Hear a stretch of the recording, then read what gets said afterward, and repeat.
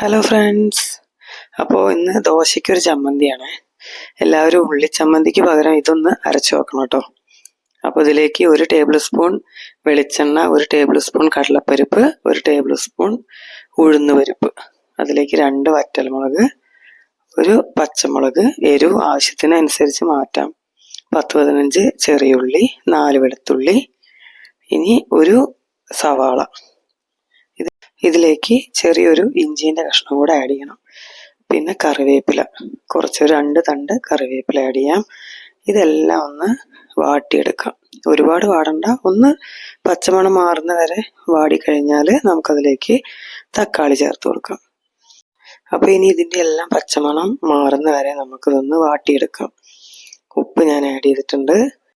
1 cup നാളികേരം കൂടെ ഞാൻ അതിലേക്ക് ചേർത്ത് കൊടുക്കുന്നുണ്ട്.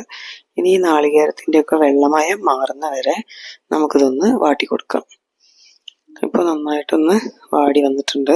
അപ്പോൾ അതിലേക്ക് ഞാൻ 1.25 ടീസ്പൂൺ കാശ്മീരി മുളക് പൊടി ചേർത്ത് കൊടുത്തിട്ടുണ്ട് കേട്ടോ. നന്നായിട്ട് ഈ മുളക് പൊടീൻ്റെ പച്ചമണം മാറുന്ന വരെ ഇത് നന്നായിട്ട് മിക്സ് ചെയ്ത് കൊടുക്കണം.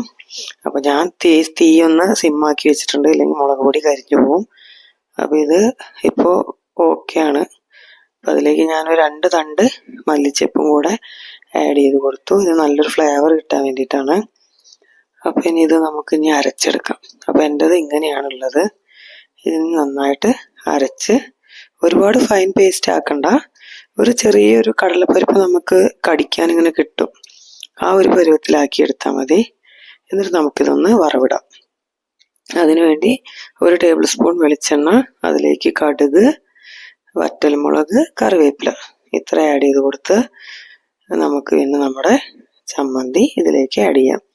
എന്നിട്ട് ആ ജാറൊന്ന് കഴുകി കുറച്ച് വെള്ളം, ഒരുപാട് വേണ്ട, കുറച്ച് വെള്ളം കൂടെ നമുക്കതിലേക്ക് ചേർത്ത് കൊടുക്കാം. എന്നിട്ട് ഈ വെള്ളം ഒന്ന് തിളയ്ക്കുന്ന വരെ നമുക്ക് ഇതൊന്ന് ചൂടാക്കിയെടുക്കാം. അപ്പോൾ ഇങ്ങനെയാണ് ഇപ്പോൾ എൻ്റെ ചമ്മന്തിയുടെ പരുവം. ഇങ്ങനെയാണ്, കണ്ടില്ലേ? അപ്പോൾ വെള്ളം ഞാൻ ആഡ് ചെയ്തു. പിന്നെ ഇതൊന്ന് ചൂടാക്കി എടുക്കുന്നുണ്ട്, വെള്ളം ഒന്ന് തിളയ്ക്കുന്ന വരെ, അത്രയേ ഉള്ളൂ. ഒരുപാട് വെള്ളം ഒഴിക്കരുത്. ഇതൊരു ചട്ടണി പോലെ അല്ല. ഉള്ളിച്ചമ്മന്തിക്കൊക്കെ പകരം നമുക്ക് ദോശയ്ക്ക് കഴിക്കാൻ പറ്റും. നല്ല ടേസ്റ്റാണ്. കടലപ്പരിപ്പ് വായിൽ കടിക്കാൻ കിട്ടുമ്പോൾ അത് ഒരുപാട് ടേസ്റ്റി ആയിട്ട് വരും. ഒരു അടിപൊളി ഡിഷാണ് ദോശയ്ക്ക്. അപ്പോൾ എല്ലാവരും ട്രൈ ചെയ്ത് നോക്കണം. എപ്പോഴും നമ്മൾ ഉള്ളിച്ചമ്മന്തിയാണ് അരയ്ക്കുന്നത്. അപ്പോൾ അതിന് പകരം ഇത്തവണ ഇതൊന്നും എല്ലാവരും ട്രൈ ചെയ്ത് നോക്കുക എങ്ങനെയുണ്ടെന്ന്. നല്ല അടിപൊളി ടേസ്റ്റാണ് ഇതിന്.